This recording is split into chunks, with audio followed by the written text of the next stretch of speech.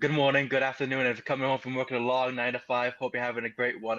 As we bring to you another edition of Bodyslam.net's Talktagon. This is episode 31. I am, as always, your host, Rami. Joined today, finally, out of the Camp Crystal Lake sickness that he was on. Joining me is good old Max. How you doing, my friend?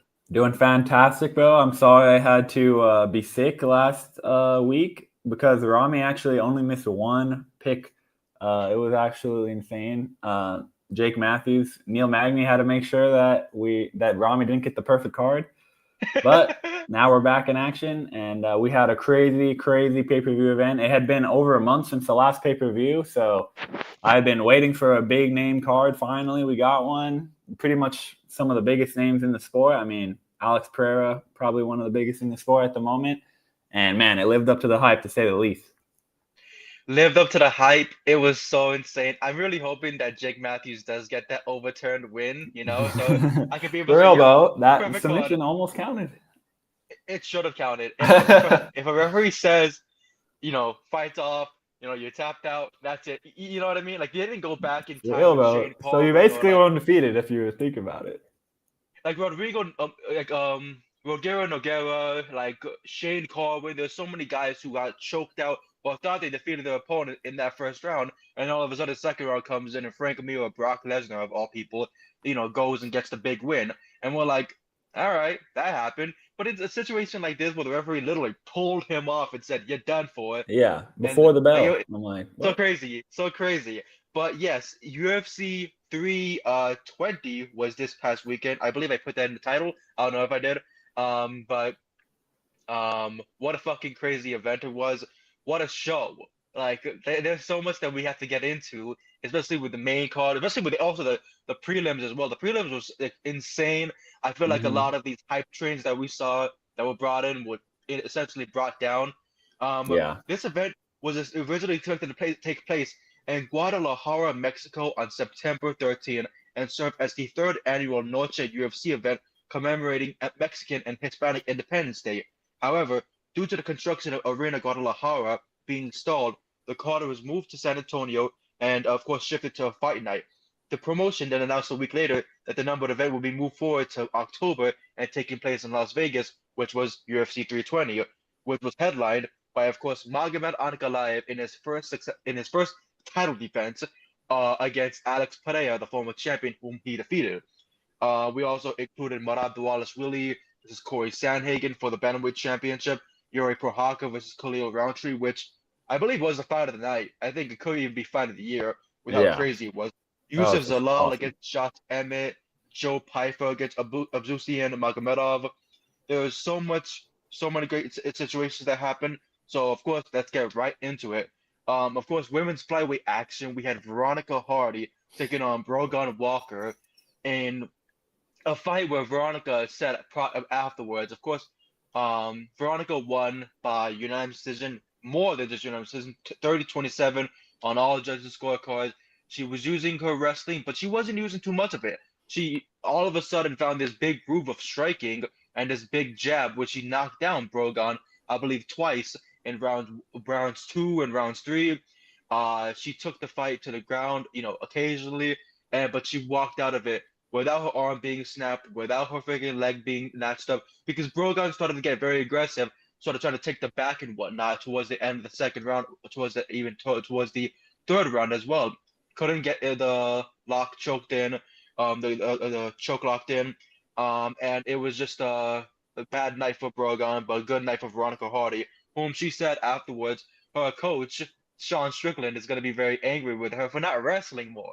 You didn't wrestle more. Use your wrestling. Like if you Come know on.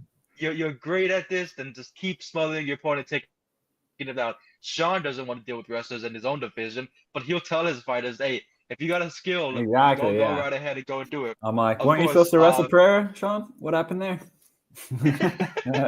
like right, like hey, wrestle this guy, and you don't wrestle the guy. Um, but of course, Uh, Fight of the night, I just looked right now. Yes, it did go to Prohaka and Roundtree, rightfully so. We Oh yeah. we saw the greatest fight there, so I'm happy about that. We only had three performance of the night bonuses. Went to Piper, Prohaka, and Pereira. we'll of course get into that later on. I'm a little bit shocked because there was one fight I feel like should have gotten a performance of the night bonus, especially for the hype train that they derailed. But starting off with the first one, Veronica Hardy, what were your thoughts on her big win here? Yeah, let's get the predictions up because we both got this one right. Heck yeah, you're right about that. But yeah, I thought it was a solid performance. Walker, she's now 0-3 in the UFC, so maybe not the most, crazy win, but she did what she needed to do and got it done. And yeah, she's now won 4 of her last 5, so has some nice momentum going. And yeah, I'm excited to see what happens next because I think that she could probably take a step up after that one. Certainly so. Brogan Walker, she just got a win over. She lost to Eduardo Mora at UFC 309, which was last year. Like it took her a whole year to get back onto a pay-per-view card and to get back into a fight. She finally does it, and she opens up the card with a big win.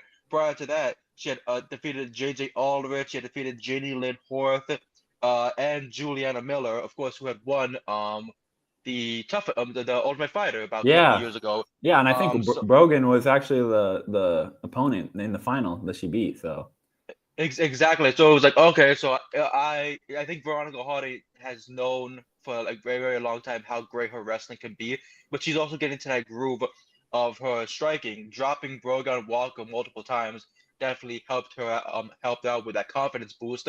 But you don't want to get into a striking fest with your next opponent when, yeah, example, let's say like they're just a full-on striking opponent.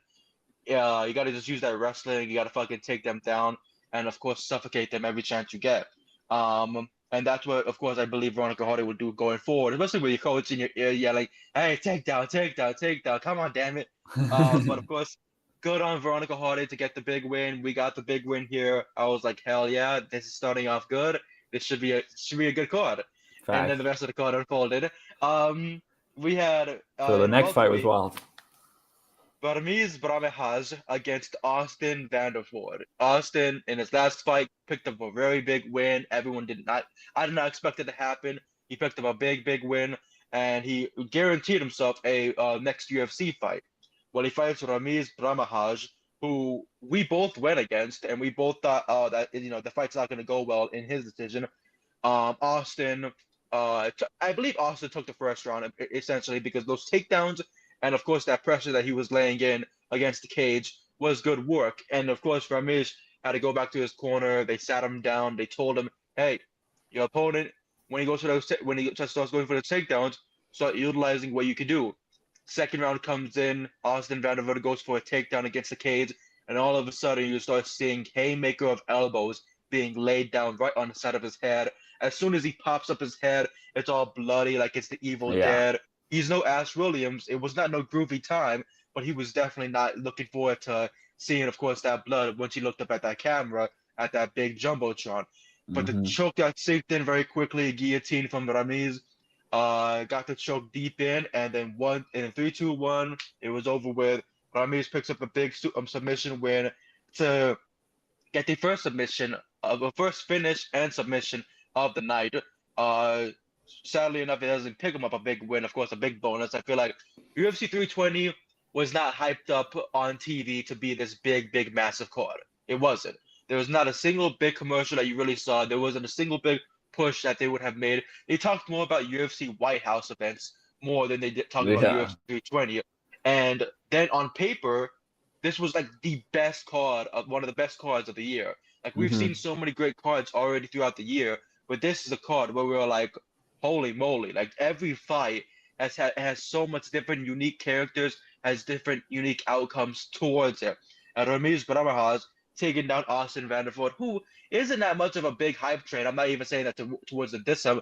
He's somebody who's getting this big chance, this big opportunity, big late in his career to be able to go into the UFC and make something of himself. And Mm-hmm. definitely in his last fight, he made something of himself. But this fight was just too much to handle. It was too much of a pickle. He got choked out.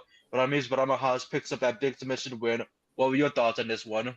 Yeah, I definitely didn't see that coming. I thought Austin would be able to control the fight like he did in the first round, a little bit throughout the whole fight. But man, yeah, he once that choke was locked in, it was done for. And then yeah, I think that was his first time ever being submitted too. So that's a nice little feather in Ramiz's cap, where he could say, "I just submitted someone who's never been submitted before," and he's fought against a lot of good guys. So, well, at least a lot of good Bellator guys back in the day. But yeah, so very impressive performance. I think he was an underdog coming in. So, bro, upset the bookies and got the big upset. Definitely upset the bookies, got the big upset. I was shocked by it because, of course, everybody was on Austin Vandervoort's corner saying that he was going to take this guy out. And in the first round, he looked pretty smart. And then the second round came in, and it's just, very different things your coaches can tell you in between rounds that just gets you, either hyped, hooked into that what you can do, and then you just find that certain game plan to where you can get the big win. But Ramiz Bramahaj picks up that one. It was good to see, of course. Heading into our next one, bantamweight. Farid Basharat against Chris Gutierrez, El Guapo himself. Uh, this was a pretty close one at some points, of course. But of course, Farid Basharat, with his wrestling, that clinch work that he gets into, those trips that he can find his way into, and just the way that he can get on top of his opponent and try to find a choke or try to get those elbows in, I feel like was a big difference maker, Yeah. essentially. And of course, Gutierrez, who is very, very gritty. Like this man will go in there, he'll get blooded up his entire face. They call him El Guapo, which means the handsome one. If no one knows, now you know. But of course, Baz Rutten used to use that nickname as well. I mean, he still does. Who's going to tell him that he's not handsome? He'll kick you in the liver. Not me. Exactly, you know what I mean? Like, but of course, Farid Basharat proving to be, of course, the better opponent. Takedowns, elbows, trips, anything to keep himself ahead on that judge's scorecards by those points. What were your thoughts on this one? This very tight, close-knit fight. Yeah, I thought, like you said, the difference was the ground game from Basharat, where he was able to. They're pretty even on the stand up, honestly, but he was able to make the difference there and show that he is the better fighter. But yeah, credit to Gutierrez for sticking it out tough. I think he won that last round and made it a lot closer, especially after those first two. But yeah, ultimately Farid was just too good, and now undefeated still, 14-0.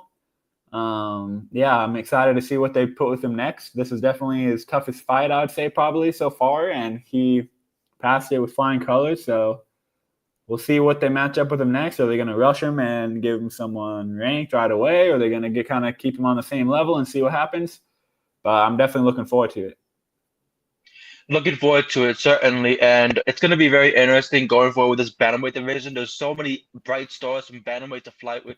Bantamweight and flyweight have some of those brightest stars ever. And then featherweight is still like getting even better and molding so many different types of stars because there's so many people from the bantamweight division that have moved up to featherweight and we're like, oh, wow, I didn't expect to see these guys here.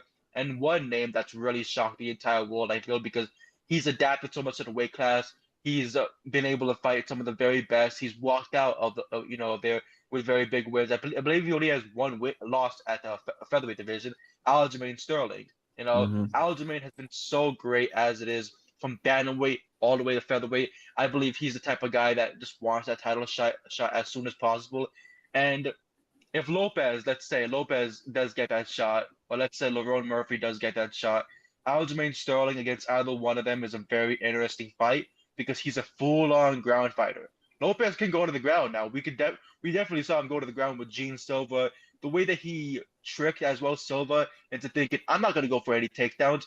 And as soon as he could, he dropped him to the ground and got those big elbows in the top mount. We saw some signs from Diego Lopez that we had never seen before.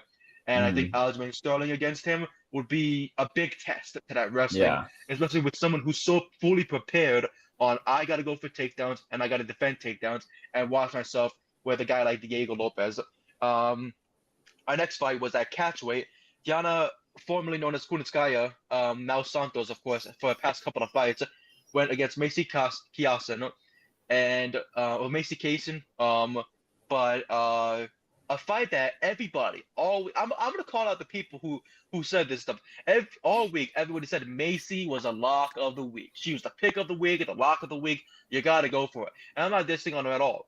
But a lot of people kind of downplayed on the type of power that Yana still carries and the type of wrestling that she can do, especially when her husband is Thiago Santos, former title challenger, for the UFC light heavyweight title. A current fight, I believe, in PFL. Like, he's done so many things throughout his whole career. Went from being a guy who did not have a single ink on his body, and out of nowhere in like the late 2010s had a big hammer on his chest, and we're like, what the fuck is that? And they called him Brazilian Thor. I think that was just a great time. Like, Yeah. he was killing everybody in Oh, his yeah. path. He finally gets that title shot. He loses his legs in the process of it. Like, Jesus Christ, John Jones For was just real. fucking eating up his legs. But of course, Yana Santos here, teep kicks, body teeps, leg kicks, everything to keep a good pressure on Macy, but also keep a good distance as well. Though that teep kick she did towards the end of the second round, where she just knocked her nose up, and Macy's nose was just bloody all over. Yeah. Like, each round you saw, end of the first round, end of the second round, and the end of the fight, it was just Macy's face being bloodied up, messed up. Her ribs were bruised. She couldn't barely walk in there, and it was just a tough night for her against Yana Santos. What were your thoughts on this big win? Yeah, huge win, and yeah, I remember Macy was saying I won that afterward, but yeah, she just didn't quite get going in that first round enough and dropped it that first round, and then was never really able to fully get momentum back. I mean, the last round she probably won, but the first two, I mean, you're gonna need a finish if you don't win the first two, so she just wasn't quite urgent enough, I think, where Santos was doing a little bit more and was able to ultimately get the win against another underdog win we see. And yeah, Macy wasn't able to use her range quite as I expected. She's as tall as me out there, and she was just, yeah, looked a little bit lackadaisical, especially early on in the fight, where Santos came to win right from the jump. So got to be a little more urgent in there. A little more urgent in there, definitely, and a lot, and of course, great performance out there from Yana, who proved a lot of naysayers wrong. Everybody all week was Yep, just saying that, of course, us she was not included. going to be able to do this. Exactly, us included, indeed. And of course, our next fight, Ponolihi Soriano against Nikolai Vedetenikov. That's a big tongue twister most of these For times with these names. better technique. Soriano versus Nikolai. And it was a good old one-sided beating, but it showed signs from Nikolai, of course, with those chokes and the way that he can counter somebody's takedowns with a big old guillotine in hand. There was many moments where he switched it from a guillotine to the rear naked choke, and he was trying his best to, of course, get the finish. Was the late second and late third round. But Soriano has been such a great fighter, as is since entering the UFC, from the knees to the elbows, the way that he pressures opponents, the way he shakes his head every time he gets hit and just goes in there and tries to, duke out some more. Yeah. We saw a lot of good signs from him, but we also saw a lot of survival instinct to where that he was able to even get out of a lot of situations that could have turned deadly for other people. Um, my of course favorite thing was towards the end when he knew the fight was basically over. He just looked around and just shook his head like, man, I could have done something better. I could have gotten the finish. I could have done something different. But of Yeah. course, he still performed great. 30-27 on all judges' scorecards. What were your thoughts on Soriano picking up this big win in the featured the featured Yeah. early prelims? Great performance. I honestly thought he was about to get him out of there early on for sure. That first round was just definitely his most dominant, but he was still able to control the rest of the fight and, almost had a few scary submissions where his head was turning purple for real, but thankfully he was able to survive for our sake with the picks. And yeah, I think the move down to 170 was a very smart move. I think he was just way too small for 185. And he's found his right weight class now, and I think that he has not lost since he moved down. So now he's 3-0 at welterweight in the UFC. So that's a great sign. As we see these huge middleweights. I mean, freaking Alex Pereira was a former middleweight. That dude is probably about twice the size of Soriano on fight day. So definitely smart move. Move down, fight guys more his size, and we're seeing how he matches up because he's a strong guy in there, and when he's able to not be outmatched size wise, he's able to do much better, and it fits his style much better. And yeah, it was a really great performance. And yeah, Veretennikov is a tough guy, never gave up once. It's despite almost getting finished, so credit to him. But yeah, it was all Soriano for sure.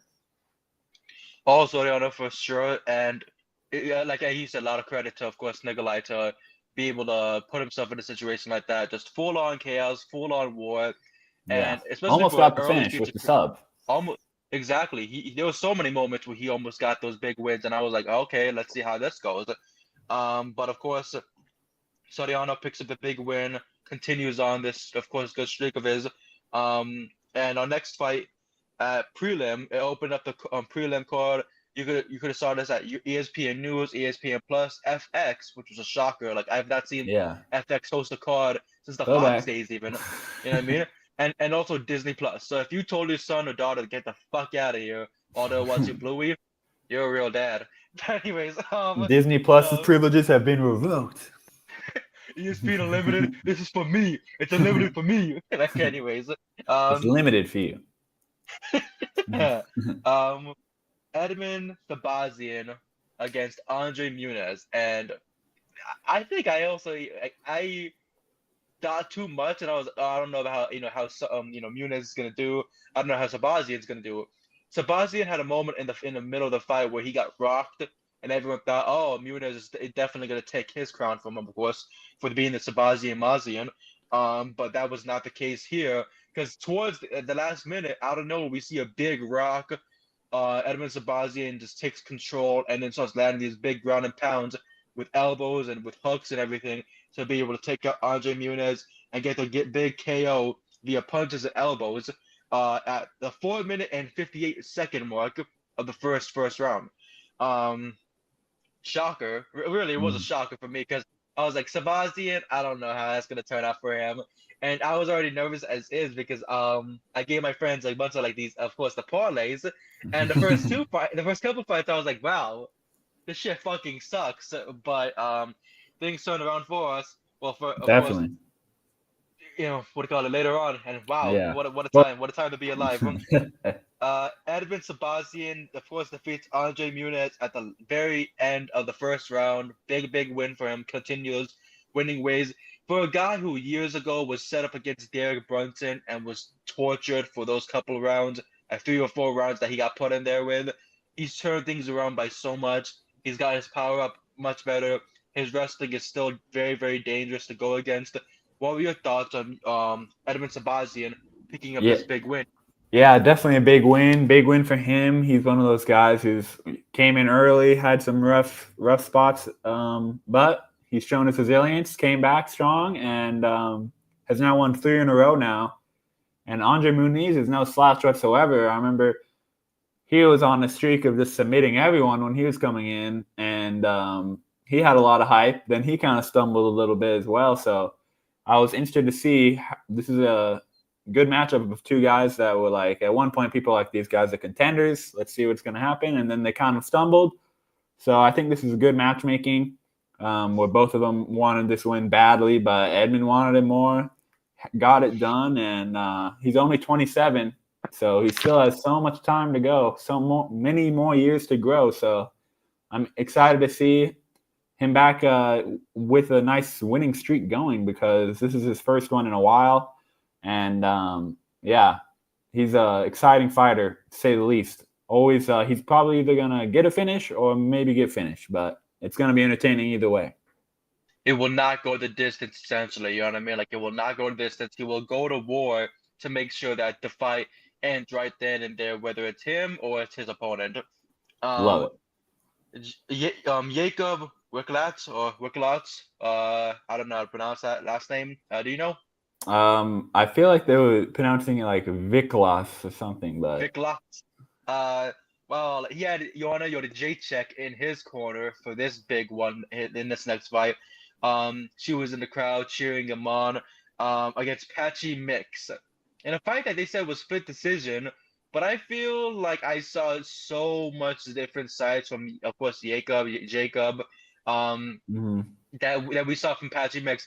Patchy has lost a step. The Mario Yeah, Batista fight was something that we were like, okay, these Bellator PFL fighters, their first fight here, it's not gonna work out, but maybe the second fight will turn around yeah, differently. Patchy Mix has not been that sign. He has not been that case either, and he has definitely seen a lot of damage happening towards him.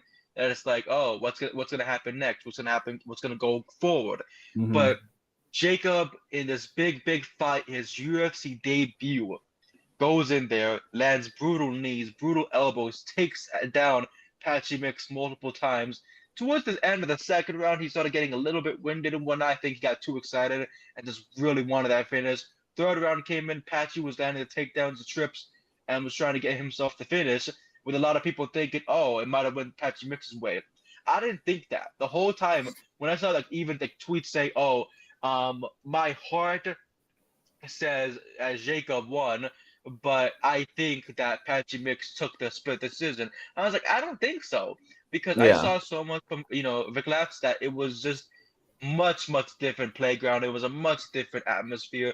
He was down those big knees and those takedowns and those strips, and he had Patchy Mix in finishing position multiple times. It could have ended right Yeah. there. Exactly. Um, and in the end, it was a split decision for of course Viklavs to get that big first win. In the who else could say that? You know what I mean? Like your big UFC Mm-hmm. debut after competing for so long in all these other places, and you fight Patchy Mix, an absolute great. No matter what you say, in his prime, he's a very scary and dangerous opponent. Yeah. I But of course, mean, we're reaching crazy. we're reaching those moments of these fighters' careers where you get to the big moment and it's not that big moment anymore. And that's not a Yeah. diss with him.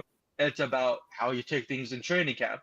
Because I feel like the training camp that he's been running and he's been facing as well with other people in that training camp, it's been very weird because a lot of them have been having their training and their cardio very like limited. Like their cardio Yeah. is very He seemed limited. gassed. It seems like these fighters who are coming from his training camp are all just gassed. I don't know what the atmosphere is like. I don't know if they, wanted to go and move things to Colorado to get that higher Right. elevation, but it feels like they're definitely suffering a lot from these training camps, and Mm-hmm. it's proven right there with Vic Labs. Yeah. What were your 100%. thoughts on this big win? I was happy I picked him. I just couldn't go with Mix after that last performance. I was like, man, that last time out, Mix, I picked him and he let me down bad. So I was like, I'm sorry, bro. I can't rock with you this time. And Jacob showed me that I made the right decision. Yeah, the people calling this a robbery, I'm like, you guys are tripping. I'm like, what? I'm like, how can you barely throw any punches, not do a single submission attempt? I'm like, I'm not seeing how he could have won. I'm like, Jacob was never close to being finished once, where he was trying to go for the finishes, landing some stuff, and it was a close fight. 100%. I think it could have gone either way, but I'm like, a close fight that could have gone either way is definitely not a robbery by any means.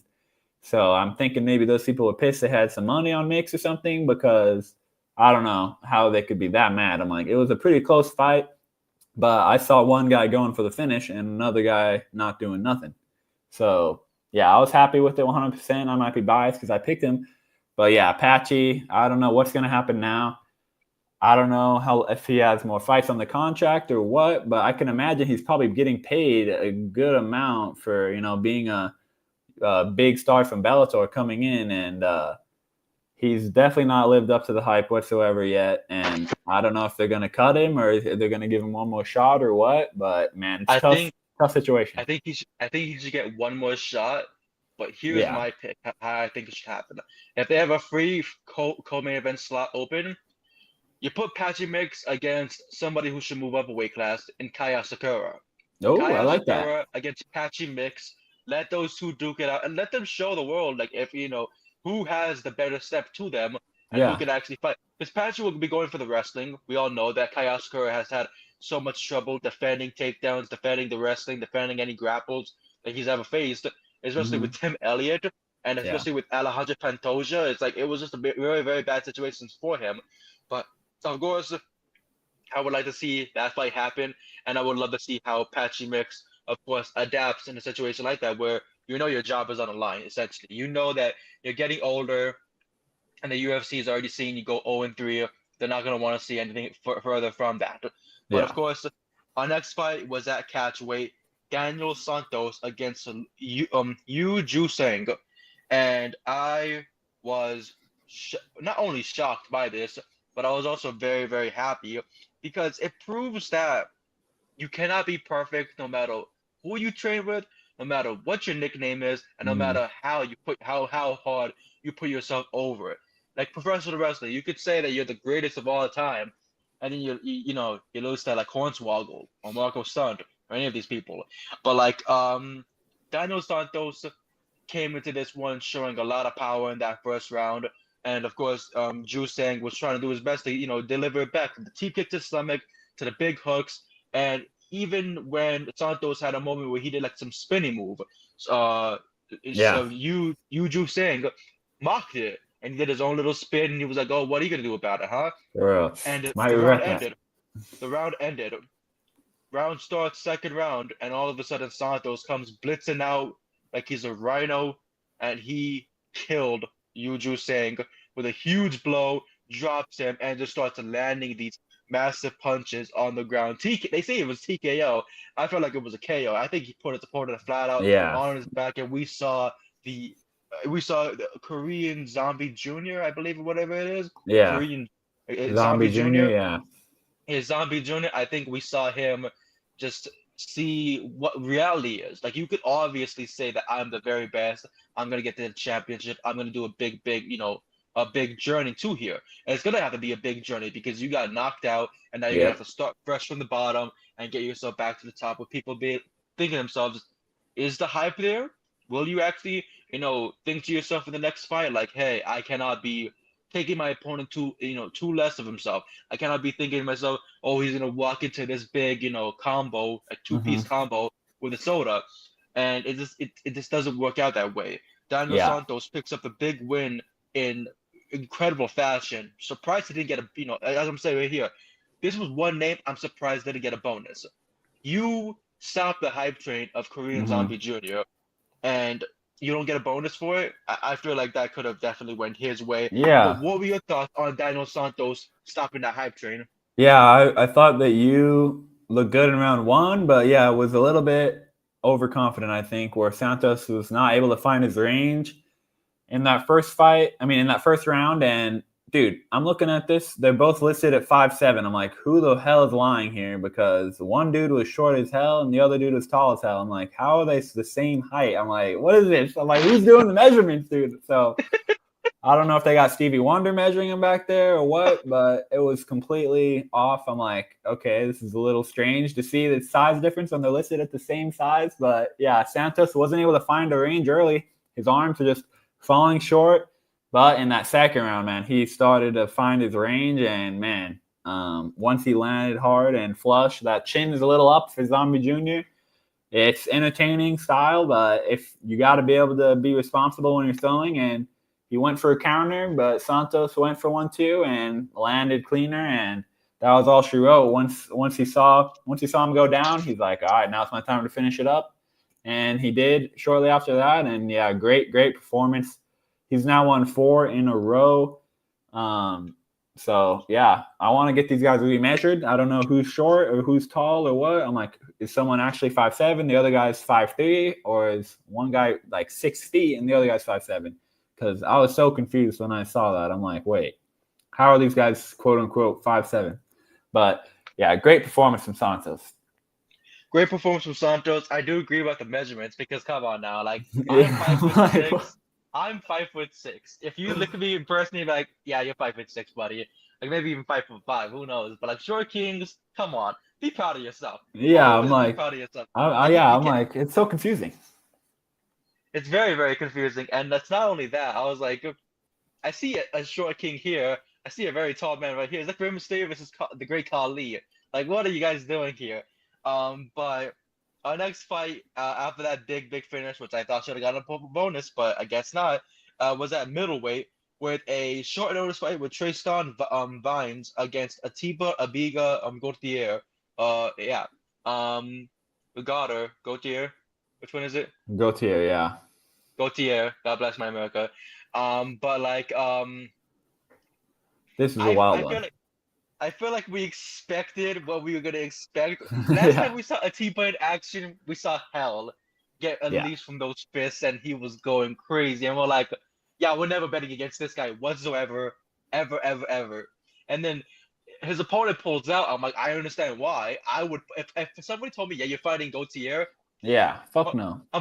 I'm flying down an escalator and breaking every bone in my body. Like I'm Yeah, hitting every step so that I can make sure they don't have a reason to be like, oh, you're good. Your ankle's still fine. You can go in there. No, I'm breaking everything. Amputate my goddamn limbs. We are not stepping in that goddamn for place. real, bro. On short notice too. Oh hell no. Short Vines notice has as some balls well. on him. I must say. Exactly.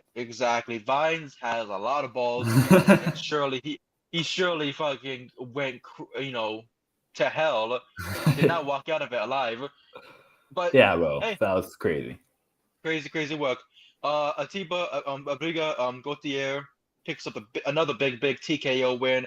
This is now back to back, I believe, first rounders, and he's just too good. He's Mm. too damn good. I don't understand how we see this middleweight, badass, and he's at this middleweight Yeah, badass, and we're like, yeah, we're gonna just keep giving him like these opponents to see how to test himself. No, he's tested himself. That for power real. is too much to handle, and if no one can be able to get a big kick to his ribs or his liver or anything at all in that mid region area to be able to take him down, then what the fuck are you Yeah, doing in there? Yeah, if you can't wrestle the guy and you can't put him down, then he's just a walking Ivan Drago. He's gonna kill everybody in his path. But what were your thoughts on Gautier picking up this win? yeah. Like you said, we expected this. Huge props for Vines for even stepping in, keeping him on the card because I don't think anyone else would want to fight that guy. But yeah, I'm thinking, how is Atiba only 23, dude? He's looking like he's fully grown man. Looks like he has his grown man strength already. I'm like, this dude's the same age as me. I'm like, damn, I must be working out, doing the wrong I workout plan. know. I'm like, I'm what the like, hell? what? But dude, I'm looking at this. I'm like, how does he have one loss for real, dude? I look at it. Glenn Williams back in 2022, the Welshman was able to get the split decision, and he decided to never fight again after that. Hey, Randy, crank it. Hey, Crank that hog, Randy. the Crank it. goat. But yeah, I dude, was shout out I was like, wait a to minute. Glenn I was like, Williams, wait a minute. bro. I see a comment. I was like, wait a minute. I see it. I see it. For real, bro. The GOAT. We're happy to have you. Sorry we missed last week. But yeah, dude, I'm like, Glenn Williams, bro, retired. He's 1-0, and it's against Atiba Gautier. What a legend. For real, bro. He's like, I'm just going to call it good after that. He's like, I'm oh, good. nah. I went through Bro. enough hell, pal. Yeah. So, man, I'm excited for Atiba. What's he going to do next? Keep giving him a step up because obviously this wasn't his original performance, his original opponent, I mean, but he probably would have done the same thing to Ozzy Diaz, his original opponent. But I do want to see him in there ASAP because he didn't really get touched whatsoever. So may as well throw him back in there next week at this point. I agree. As soon as possible. Like literally, you can book him for any card that you possibly want to. Like there's a Abu Dhabi pay-per-view card coming up at the towards the end of the month. You need someone to step in at middleweight, go right ahead. You got a guy. Like make sure that this guy stays active and healthy because he's gonna be a big difference changer if he can keep going up there. But that's another thing too. That's scary. With this middleweight division, our champion is Hamza Chimaev, a guy with that much power like Atiba. I'm not gonna go and say, oh yeah, he can go in there and defeat him.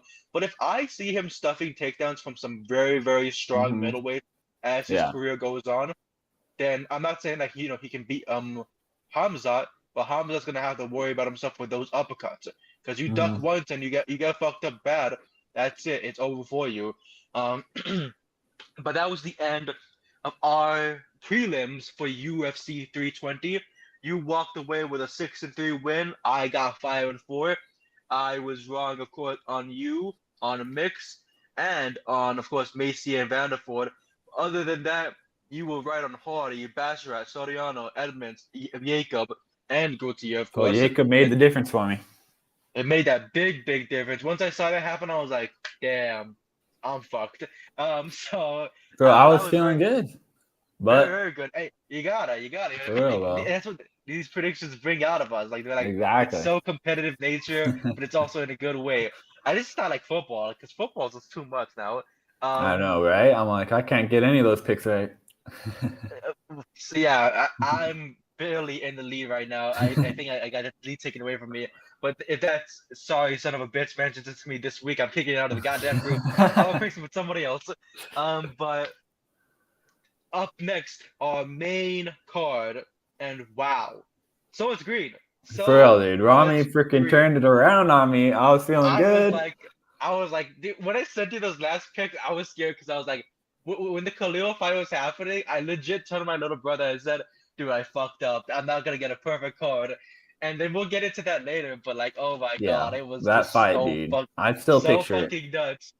I can still see it in my head. I'm like, oh, every round, every move that happened, I was like, holy moly, I cannot For believe real, we bro. witnessed that. Let's go. But the first fight to the main card, of course, we get a memory of Arthur Jones, the older Mhm. brother who had passed away at 39 years old in his sleep, the older brother to John Jones and Chandler Jones.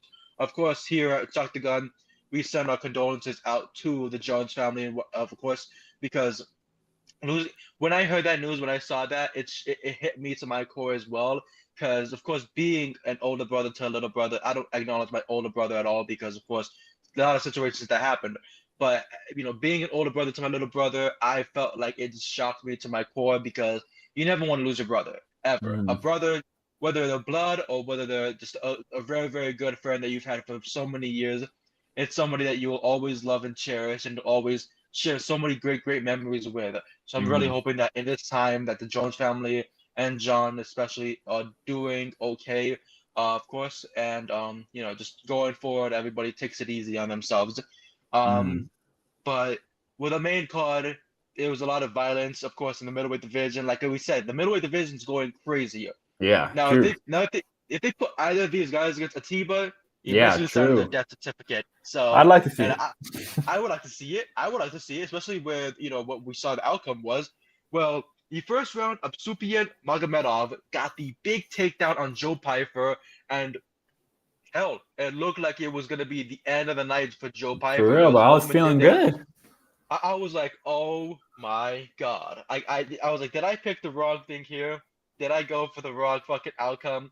And Absupian Magomedov was doing great work on the ground, landing big elbows, big shots, the takedowns. Everyone was just praising him from top to bottom and everything, and I understand why, because this guy is crazy.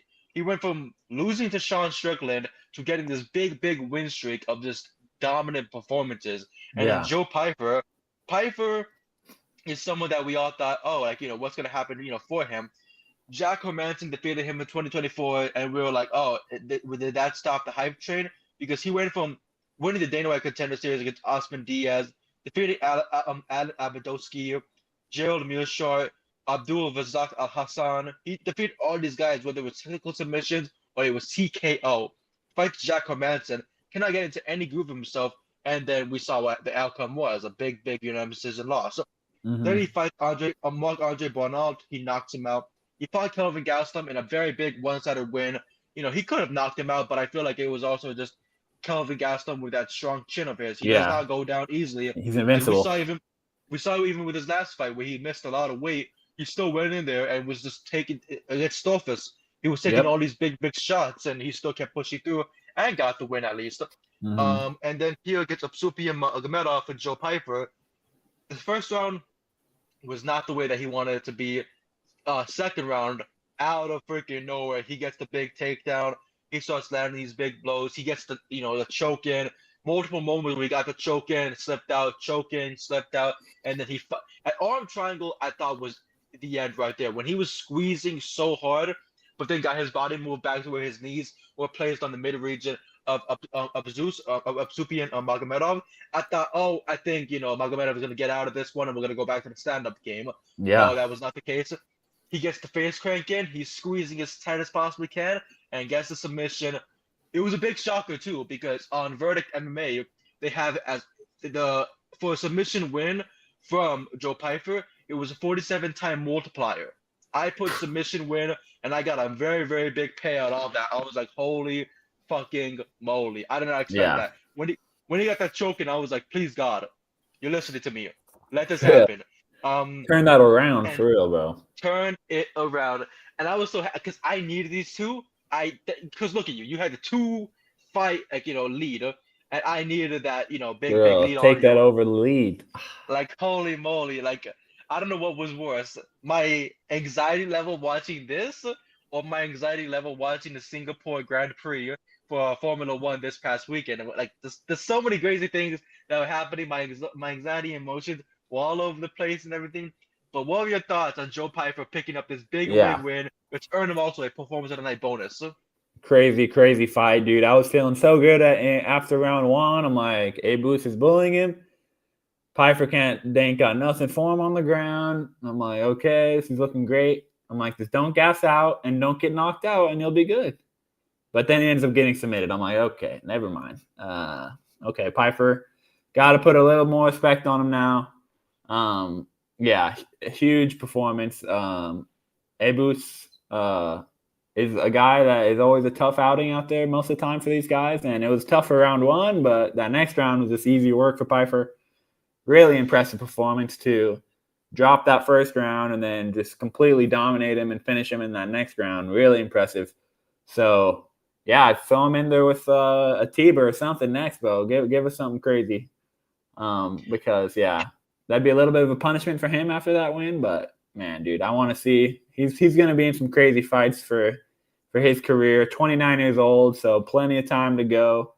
And yeah, it seems like he's getting better and better each time, learning from his mistakes. And yeah, so sky's the limit. If he's able to be that good on the ground and have that type of power, he just needs to work on the fight IQ sometimes, and then he'll be able to be unstoppable pretty much.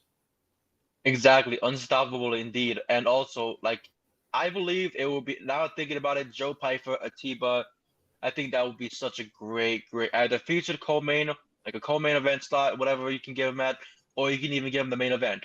Because Piper has shown his wrestling can get him to a lot of good places, and we've seen him in 3-rounders. We've seen him in these situations. I think Atiba getting that big step up and saying, hey, we're gonna put you against Joe Piper in this big situation, I think should definitely happen. I think it would be a very big moment for both guys to really see who's the cream of the crop at the middleweight division. You know what I mean? Truly is the best between both men. And of course, heading into our next one, thank goodness, Green right there. Thank goodness you picked Magomed. Bro, this shit was crazy, bro. I know, like, I went to grab something from the kitchen. I come back, it's over. I'm like, what the fuck? That was so fast, bro. You were like, I gotta get some Chex Mix, and then bam, you came back, and then boom, fucking shit all over the walls. I was like, what the fuck? Bob Saget and Dumb and Dumber. Real, bro. All over my walls. Exactly. Come on. Next fight, featherweight division. Something we've been talking about. The featherweight division is, always stacking. It's always getting better and better each and every single week. Josh Emmett, 40 years old. I'm shocked he's still fighting. I'm very shocked. But for somebody who's overcome so much adversity in his life and so much adversity in that fight career, I remember, and we'll bring this up as well later on and everything, because I feel like people were like, "Oh, you were too harsh, Rami, with your judging." Like, okay, well, okay. So Josh Emmett was knocked down multiple times by Ilia Topuria back in the fight, and that earned Ilia a 10-7 round. People could say that's a 10-7 round, but I say someone gets 7 takedowns in one round, and all of a sudden they're like, I don't know, Robbie. If it was Khabib, maybe it would be 10-7, but it's just this guy. Like, he nicknamed himself the Machine. Not Machine. Well, built different. Very built different. But Yusuf Zalal against Josh Emmett. Yusuf coming into the UFC, very highly touted. Of course, having so much behind him. As of course, Moroccan fighter. He moved to the States at age 15 after his mother enrolled him in kickboxing at the age of 10, and since then he has not looked back. His last loss, it's crazy too, because Yusuf Zalal also is a victim of Ilia Topuria. I don't know if you know that. Yep. He is.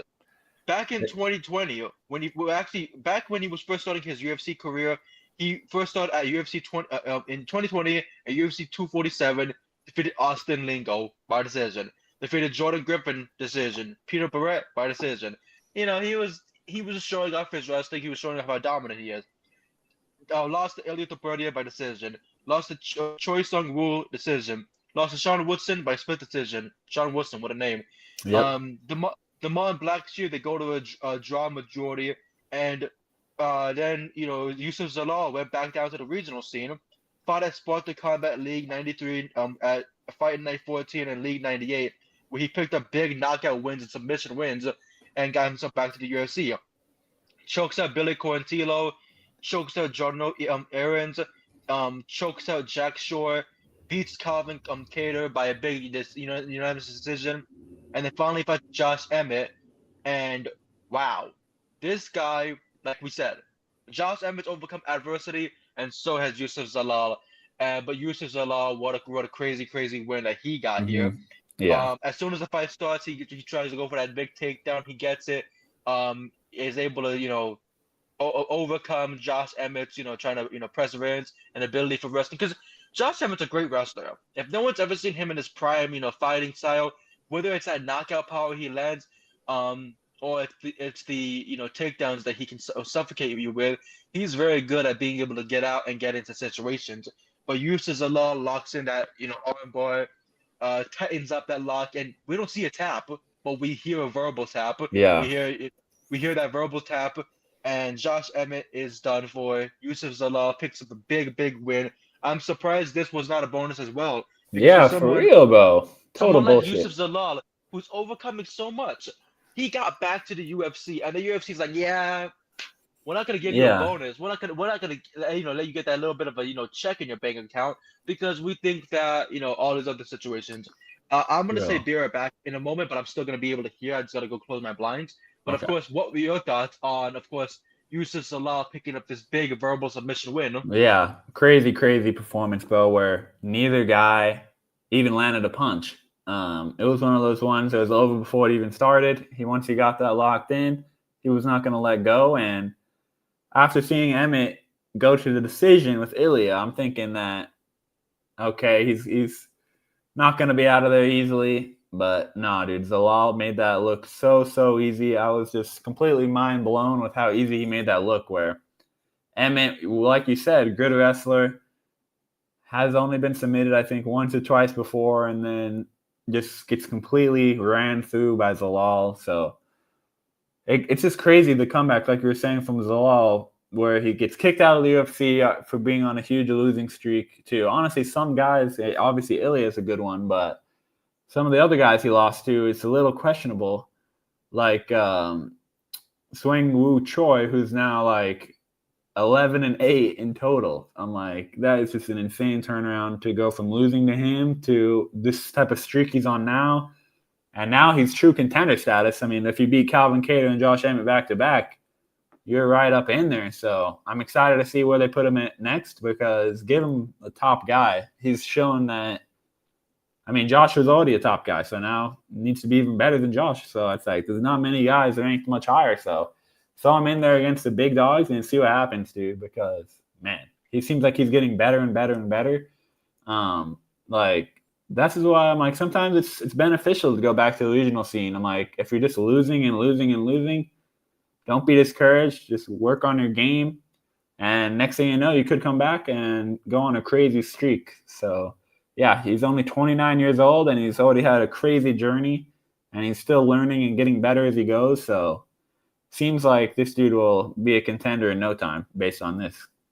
Yeah, and especially a very dangerous featherweight fighter who can just go against just about anybody. One name that I would like to see him go against is Brian Ortega. Brian Ortega can go against Aljamain Sterling. There's a lot of guys in that top 10, top 15 scene where like you could put him against anyone, and he'll probably walk away with a very big win, especially how much he's changed his game plan around.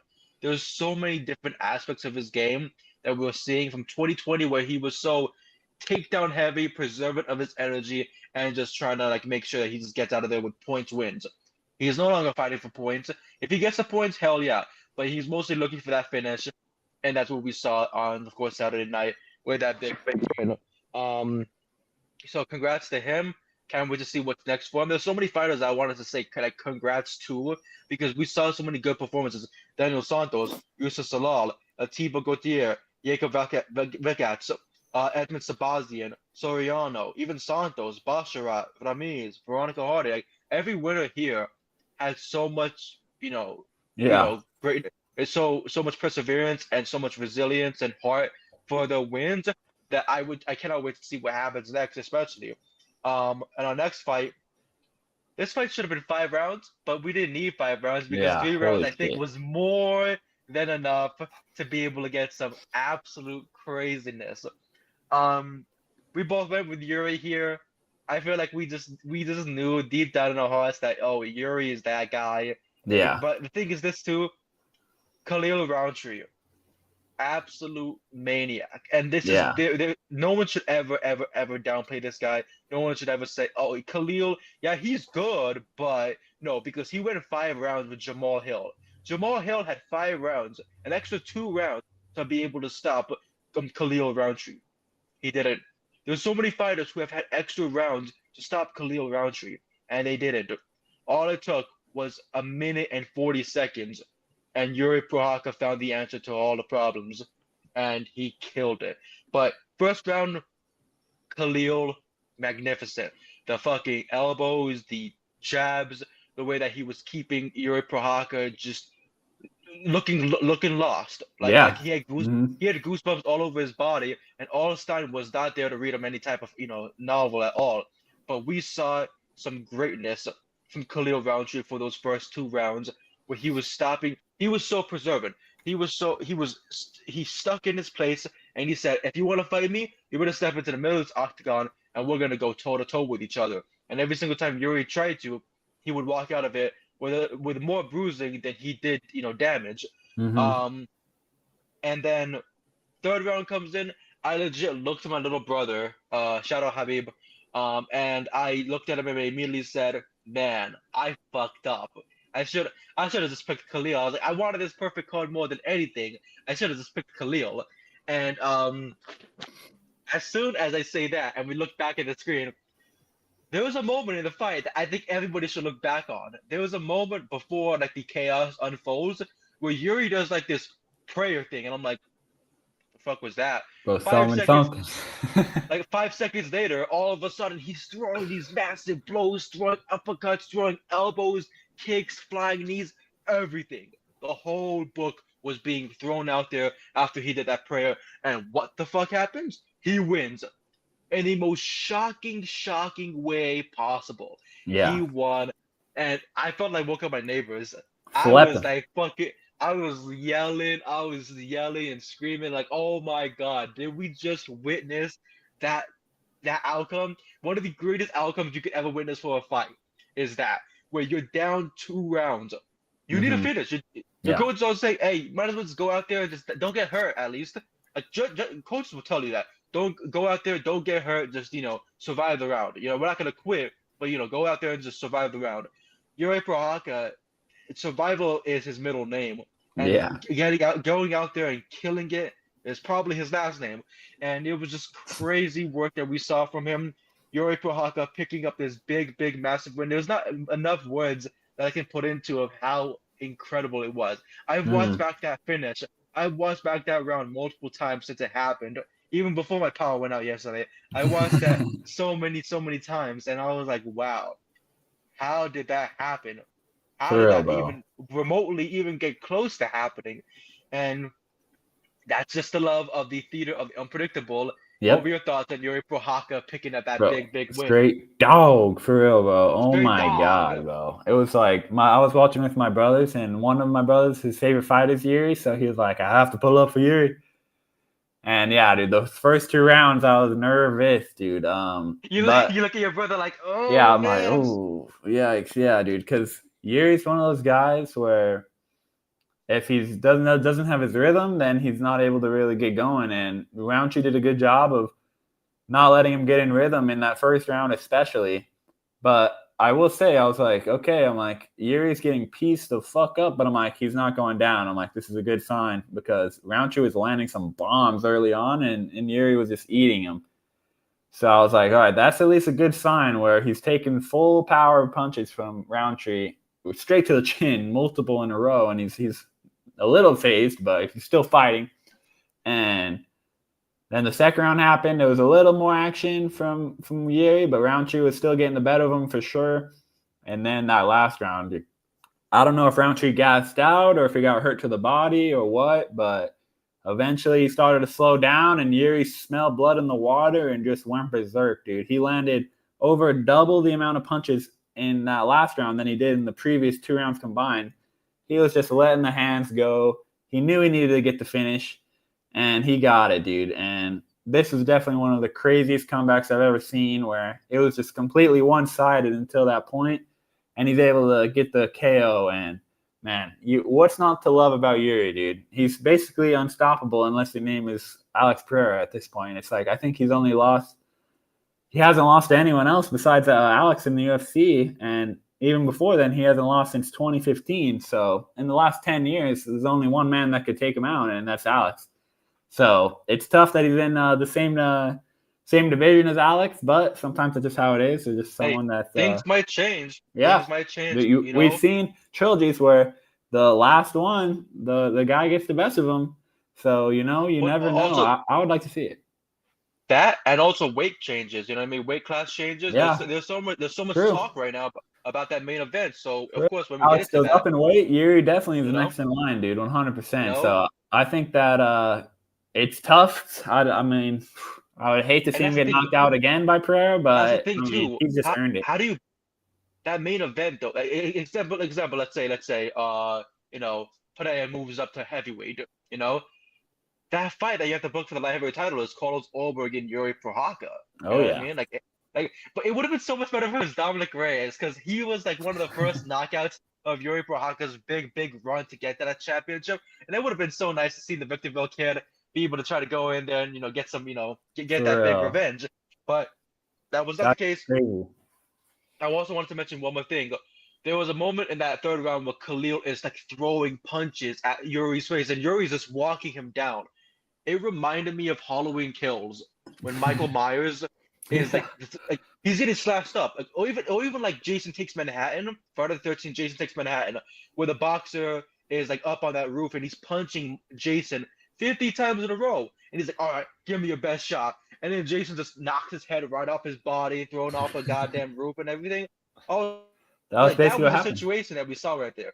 Khalil was throwing so many dangerous punches that could have taken out any other man, and Yuri was like, "I did the prayer. I'm not dying here, buddy." Like that prayer of his helped him out by so much. I don't know what he did, but it was some type of blood ritual at least. I don't know, something. It was some type of craziness.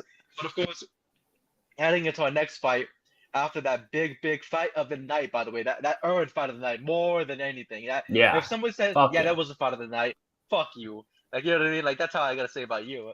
But the bantamweight division had its championship on the line as Merab Dvalishvili fought Corey Sandhagen in it was crazy in the first round. Then we saw what Merab Dvalishvili is really all about. And you know what I mean? Mm-hmm. First round, I will admit that I should have given it to Corey Sandhagen. I think it was just like seeing how mixed both fighters were. We saw like the takedown attempts, we saw the kicks going at it, but of course we saw that last little flurry from Sandhagen that landed that leg kick. But I was like, okay, he takes the first round. Then the second round came. 7 takedowns and a big flurry against the cage. Yeah, almost knocked him out. Takedown, knocked him exactly, almost knocked him out. 7 takedowns, the flurry of punches, everything he did. And motherfucker's gonna tell me that I can't say 10-7? That's 10-7 to me, pal. Like, yeah, I mean, it's tough. Yeah, it's like because I want to say dominant. This. When we see a tight, close-knit fight, and like example, like they're going stand up, they're punching each other for 3.5 minutes, and out of nowhere we see that one fighter pull out a takedown. What do we immediately say? 10-9. Now, if there was, it wasn't that too like lopsided or whatnot. Now let's say he got 2 takedowns and like he was landing some ground and pound, we'd say 10-8. We saw 7 takedowns. He almost get knocked out, and like a big flurry of punches. And barely did anything. The knees to the back of the leg, him dragging him down, Sandhagen not doing anything. That's a 10-7. I will take that to my damn grave. God damn it. That one's valid. I'm gonna wave the flag, but like, and as the rounds progressed, 3 takedowns, 4 takedowns, 5 or 6 takedowns towards the end of the fight and everything. Even with me seeing Corey Sandhagen get rocked in that. It was like, sorry, Corey Sandhagen rocked Merab Dvalishvili in that 5th round. It wasn't more so like I could see it being like pretty close. Nah, man. If if Khabib did that to Conor, you know what I mean? And then somebody said, "Oh, Mhm. but Connor stuffed the takedown in the 1st round, or and Connor survived the 5th round because he landed an uppercut that kind of rocked Khabib, but Khabib still landed the takedown. So we might have to give it to Connor." This is the fight game, pal. I know how judging works. I've been watching this shit for over 10 damn years. Like, you know what I mean? Like, so, Mhm. but like, at the end of the day, I feel like the judges got it right. 49-45, 49-45, 49-46. Even though it was very dominant, it was a very dominant fight for Merab Dvalishvili. Corey Sandhagen still showed that he can get back up and he can still try to fight for it. I wonder how it would have been if it was 10 rounds. You know what I mean? A 10 Mhm. round fight, at that point, it might as well just quit. Because I Yeah. cannot see. And I will say Merab Dvalishvili also broke his record in his last prior fight to where he landed the most takedowns. It was 18. This fight he landed 20. So he broke it by 2. Gets himself still the takedown record. What were your thoughts on Merab Dvalishvili retaining the UFC Bantamweight Championship? Yeah, typical Marab, dude. The pace is just no one can keep up with it, dude. Sandhagen tried his best, and he did a good job of still being dangerous at the end. Where if he landed clean enough, maybe he could have wobbled Marab and maybe get him out of there. But Marab was just too good. Was able to constantly find timing to get him down and constantly outwork him on the feet too. And if Marab was able to get that finish in that 2nd round, that would have just been absolutely insane.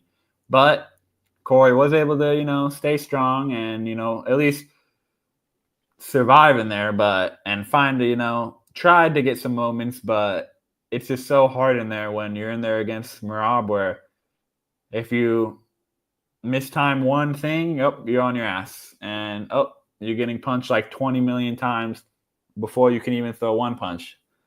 It's just insane to see. I'm like, what is the training protocol? What does he do that's just so elite with his cardio that he's just able to never get tired, outwork all of his opponents, and just continue to drag these guys down. They get up, they go down. They get up, they go down. It's just never ending.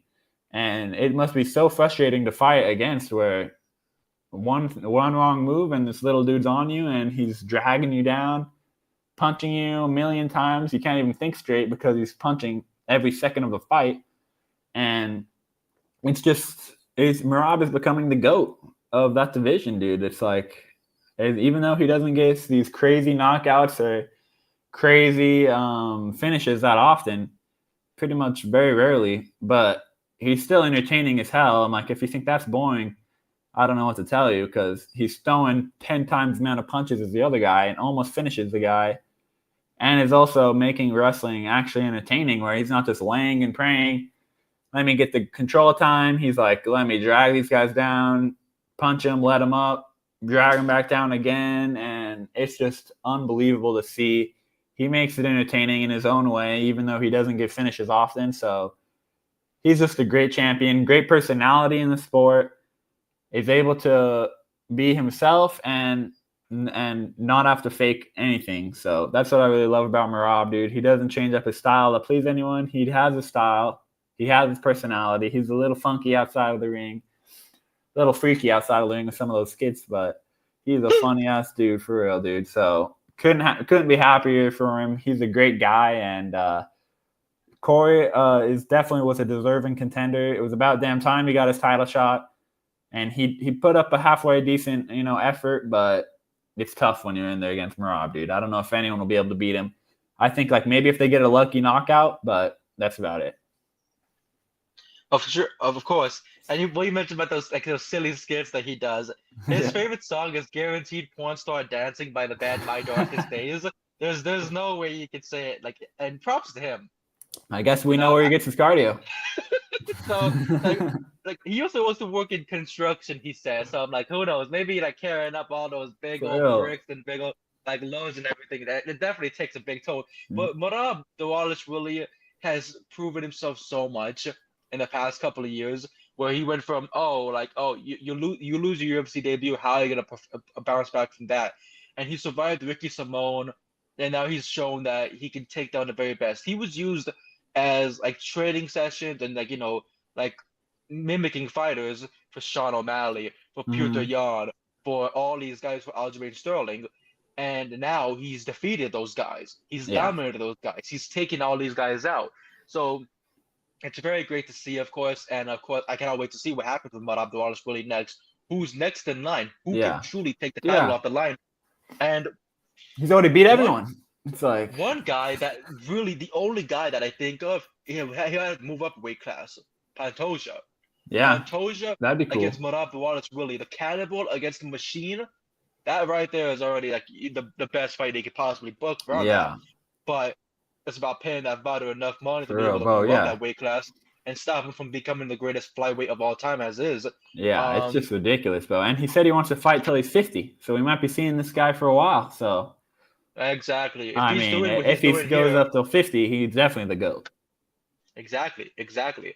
Our next fight, the main event that everybody had been waiting for, the fight that everyone said was going to end up a different way, and it surely did.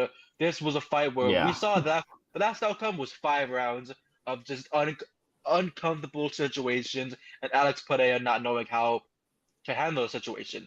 Mhm. He surely changed things up this time around, and all it took him was a minute and 20 seconds. He starts off this. Alex Pereira gets the introduction. Magomedov gets his introduction. He's a champion. This is his first defense, and it's finally time to see, the outcome of it. Alex Pereira stormed down Magomed Ankalaex like he owed him lunch money, and he Mhm. landed those big blows like no tomorrow. Which he mentioned, him running down to Magomed Ankalaev, he broke his foot.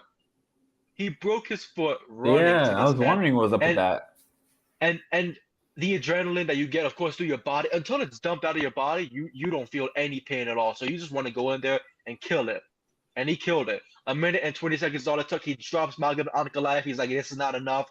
He takes the big ground control and lands those big elbows. Which right now I just saw a video. Glover Teixeira this morning in his class was telling all of his students to do the same exact finish. Landed those big elbows on the ground of the opponent and those big blows. Perfect teacher. Perfect guy to Yep. be in there with. Love Glover. Alex Pereira. Alex Pereira gets the big finish, the big win in Magomed Ankalaev's first defense as light heavyweight champion. It's already gone. It's already out there. And that's what happened before. Alex Pereira won the middleweight championship. His first defense was against Izzy, the man he defeated, and then he got knocked out. Now, this time around, he said this is not going to be anybody's game plan whatsoever. No one's taking me down. And it wasn't even, you couldn't even get close to taking him down.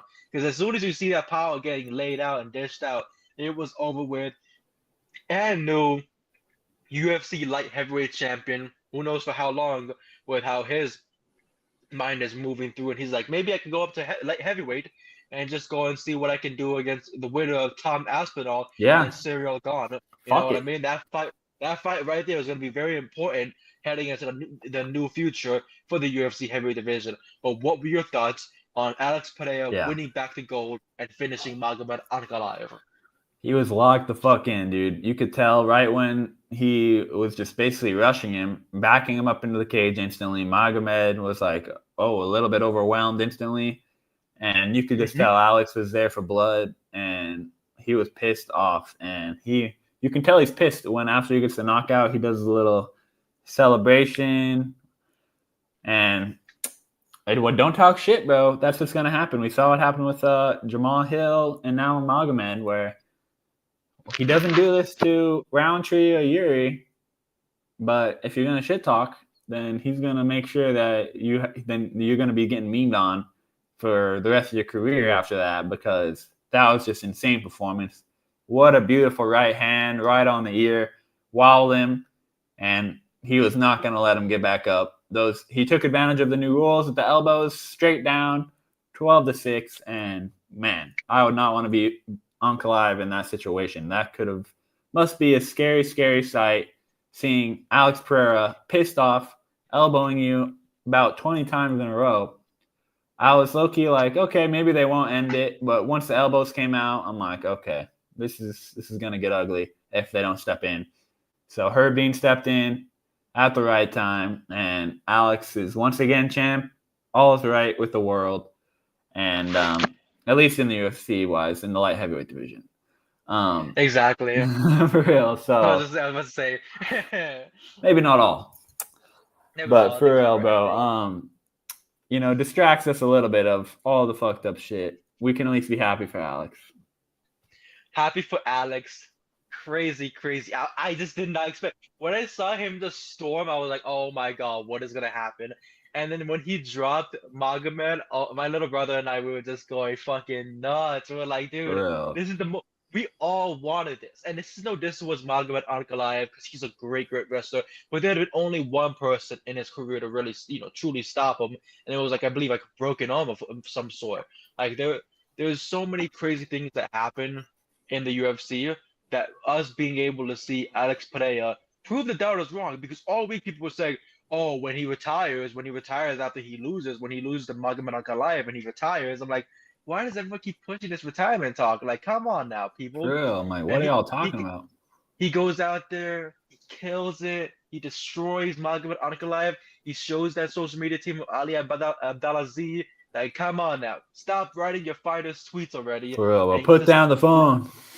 put down the damn phone. Don't go out there and talking bad about someone's family, about their past, about what they did for a living before they got to the UFC.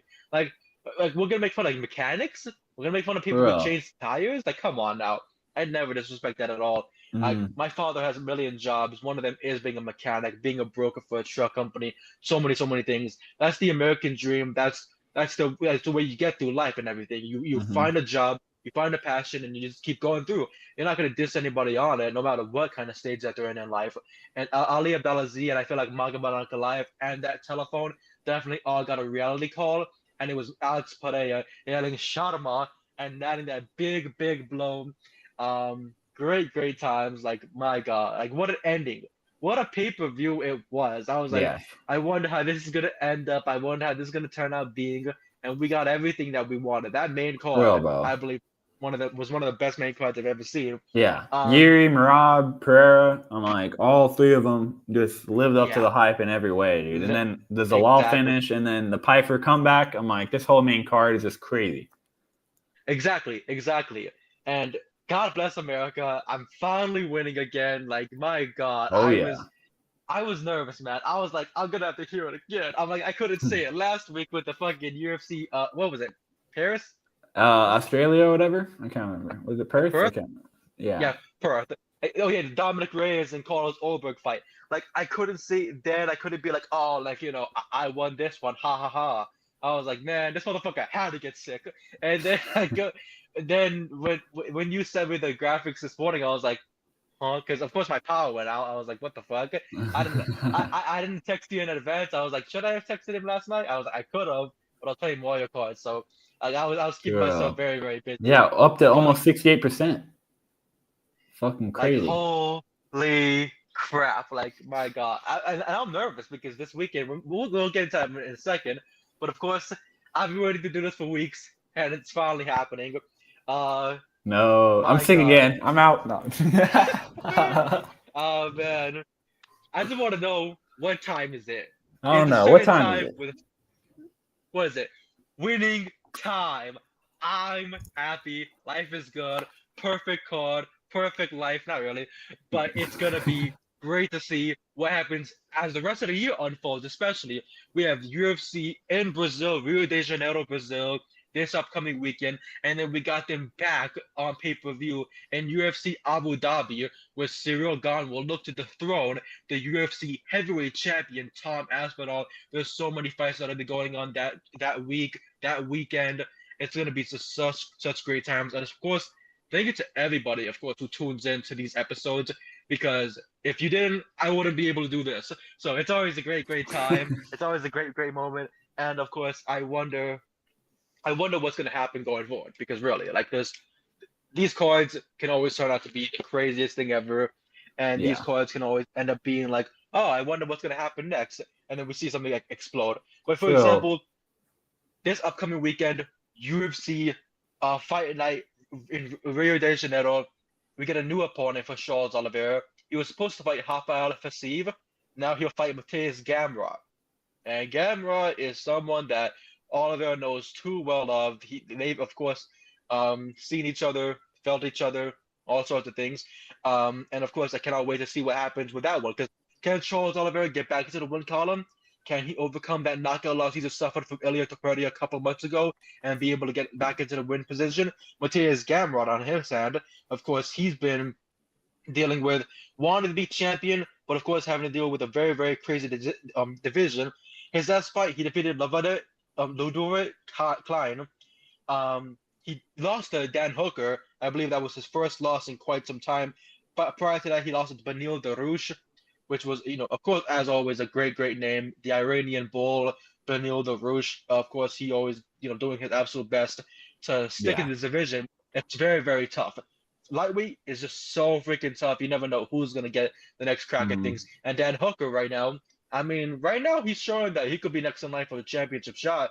And Dan Hooker against Ilia Topuria, taking my money right there. For real, but bro. Of course, the rest of the fight, the rest of the card that we have, our co-main slot is Davison Figueiredo once again back. He'll be fighting Montel Jackson, who is of course rising up through the ranks and is trying his best to get into a position against Davison Figueiredo where he can become a champion, hopefully in the near future. Then we have Joel Alvarez. He's back in action in the welterweight division. He is a beast, and he'll be fighting another beast who's been dealing with a little bit of slip-ups, Vicente Luque. That should be a very, very big one. That should be a lot of fun. There's also Geronte Denise against Mario Pinto, Ricardo Ramos against Khan Offley, Lucas Almeida against Michael Aswell, Vitor Petrino against Thomas Pedersen. There's so many great, great fights here. Even Carolina Kovacevic will be in action against Julia Polastri. We have Walter Walker back. He'll be fighting Muhammad Usman. So that's gonna be incoming heel hook for sure. Right? I'm saying automatically put me down. Walter Walker wins by heel hook. We all know what's gonna happen. Muhammad Usman, you're going down, pal. But of course that's gonna be very, very exciting. But I forgot to mention we also have a fight night in between all of the pay-per-view stuff. After that, we Reiner the Ritter against Brendan Allen. We're supposed to get Fluffy Hernandez. We're supposed to get Fluffy Hernandez in that position. He had to pull out with an injury. So now that would be a good one. That culminated Mike Malott against Kevin Holland, Ayman Zahabi against Marlon Vera, Manon Ferro against Jasmine Vicious, Cody Gibson against Ari Koberg, and Kyle Nelson against Matt Frivola. Finally, getting some good fights. These last few fights have been mid. Not gonna lie. It's like I'll watch any fight, but yeah, Vancouver, British Columbia at the Rogers Arena will be very exciting. And then after that, before we do, of course, send everybody off, UFC 321, Tom Asanon against Cyril Gane. In the co-main event, we will finally crown a new women's strawweight champion. Zhang Weili is going down to go and fight after Valentina Shevchenko. So now Verna Jandiroba will fight Mackenzie Dern, who's been touted for many, many years as the next champion. Will Jandiroba stop the hype train? Most likely, maybe likely. Who knows? We will see. I'm excited for that one. We have Umar Nurmagomedov against Mario Batista, Alexander Volkov against Jonathan Almeida, Alexander Rakic against Asmat Musakov, Ikram Aliskerov against Park Jun Young. Like, we have Chris Barnett back in action. Chris Barnett's back tonight. Beautiful. Against Hamdi Abdelwahab. And let's go. Thank you so much, of course, everybody who tuned in. If you're enjoying the spooky season this month, it just started being October about last Wednesday. It's been great. I've been watching Friday the 13th, Evil Dead, Nightmare on Elm Street, Final Destination, Halloween, all sorts of films. I gotta get into all of the crazier, disgusting more films. To anybody who ever suggests for me Terrifier, go fuck yourself. That movie is the stupid. It's these shock terror movies that they're like, he's got to be really into it. He's got to have a sick mind for it. Yeah, and that shit's a little gross. I've seen it, but I never finished it. I think I changed it after. I was like, this is too much for me. Terrifier 1. He saws the woman through her vagina, through her neck, through her head, and people were like, "Yeah, that's so cool."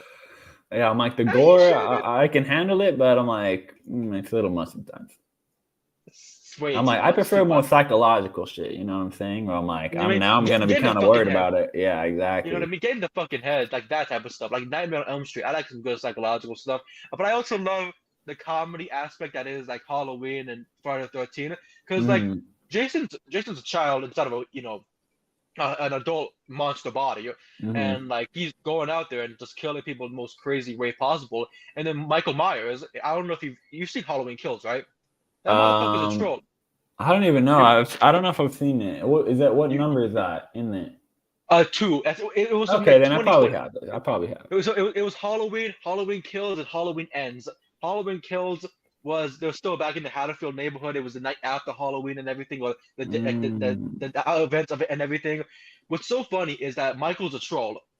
He puts people like this gay couple he kills. He's not doing it to actually kill gay people, but the gay couple he literally put all the pictures together to where they're all hugging and loving and everything, and then he puts them placed together like they're all happy and everything, but their heads are chopped off. Like he was like, "All right, you guys like taking photos together? Here you go." But it's so good. So to anyone who's watched any spooky movies this month, I love you. You're a great Facts person, though. and you should be watching it. I October save should all be the horror full. movies for October, baby. Exactly, exactly. That's why Bring Her Back, that movie by Danny and Michael Philippou that just premiered a couple of months ago and everything. It's on HBO Max for anybody who's looking to tune in Hmm. for it. It's very psychological, it's very horror driven, a little bit gory, like not like too much, but it gets you down right into your bee's knees. Definitely Hmm. something that everyone should definitely be watching. Um to 281 people who tuned in, thank you so much as always. We will be back next week. I believe I will be awake, fully in time that time, without no power going out and me being like confused the fuck what's going on. Of course, I am your host, Rami, as per usual. You can find me at my socials. Who else but Rami? Twitter, TikTok, you know, and Instagram, all those good Blue Sky as well and everything. I have an interview coming out relatively, I believe maybe this week we'll do the recording for it, maybe next week. He has been featured on AEW, on Ring of Honor. He's a very, very big independent wrestler from around the world. Of course, good man. And of course, we'll have so much more to that going forward. Max, where can they find you at? Follow me at Combat Combos on Twitter and X, and follow me at Brawl and Draw, my art account, Combat Sports Art on Instagram. And yeah, thank you guys so much for tuning in. Always love chopping it up with the GOAT Rami, even though he kicks my ass in predictions, as y'all can see over and over again. I'll get maybe 1 week where I get one up on him. But this dude just seems to, the Mystic Rami continues, though. So. Thank you, thank you, thank you. I do my best. These cards give me so much anxiety. I'm like, fuck, what am I gonna do here? Like, hey Shirley, can I get some more egg rolls? Like, golly, like please people. I need God to help me with the next card too. But thank you so much to everybody who tuned in. We will be back next week when UFC hits the hay over to Rio de Janeiro, Brazil, where Charles Oliveira will look to get back into action and get back into the win column over Mateus Gamrot, which would be one of the toughest challenges that Oliveira has faced this year, of course, besides Elito Pereira. Thank you so much to everybody who tuned in. We will see you next time.